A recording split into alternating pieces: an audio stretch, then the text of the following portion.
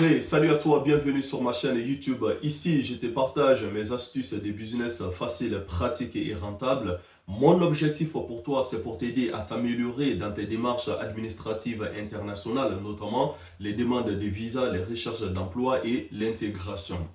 Aujourd'hui, nous allons parler dans l'actualité les restrictions imposées par Donald Trump des 25 pays africains interdits de rentrer aux États-Unis, notamment le Travel Ban.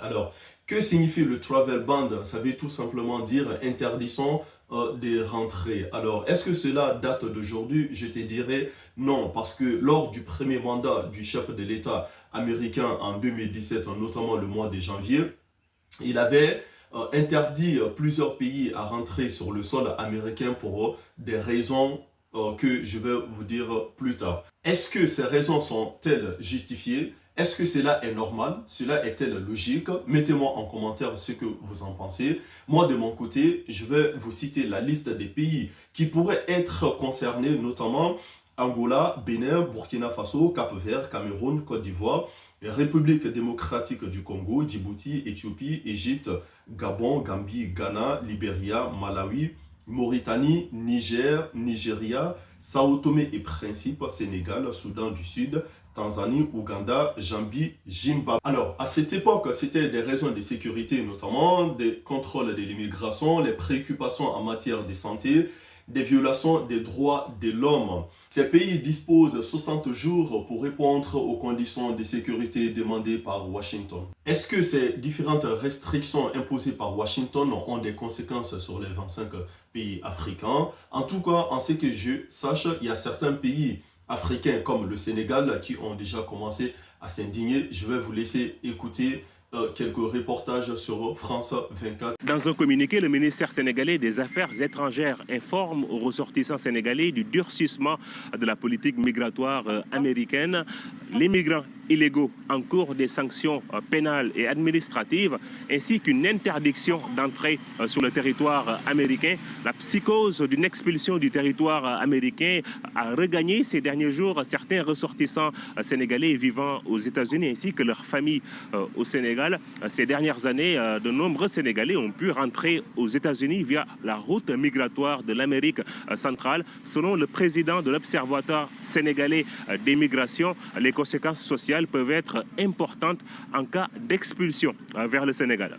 Presque une déception, on peut dire. Je ne suis pas très sûr que pas mal de Sénégalais vont digérer cela parce que de nombreuses populations sénégalaises se sont mobilisées pour partir aux États-Unis par la voie de Nicaragua. Je pense que c'est un lourd investissement économique qui sera perdu.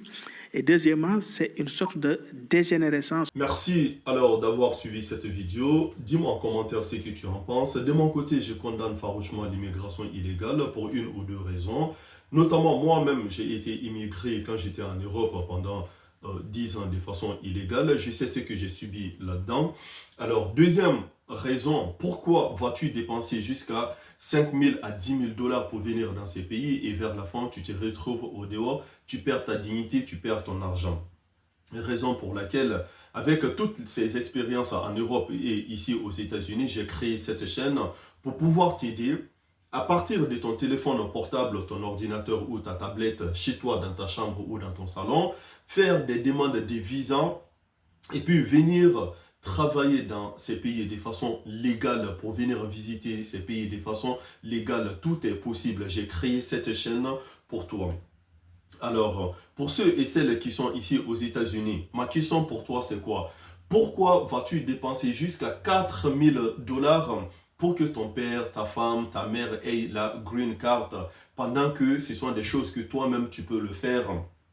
Alors, sur le site de l'immigration des États-Unis, notamment US6, tout est là. Les démarches de visa que tu veux, les regroupements familiales, tu peux le faire. Alors, si tu ne sais pas les faire, dans les prochaines vidéos, dis-moi quelle démarche administrative tu es en train de le faire et moi, je vais t'aider à travers une vidéo. Je pourrais même t'assister. Alors, prochainement, si tu en as besoin, tu peux me dire en commentaire. Tu peux avoir mon numéro WhatsApp si tu es sur une démarche administrative. Laisse-moi te dire une chose.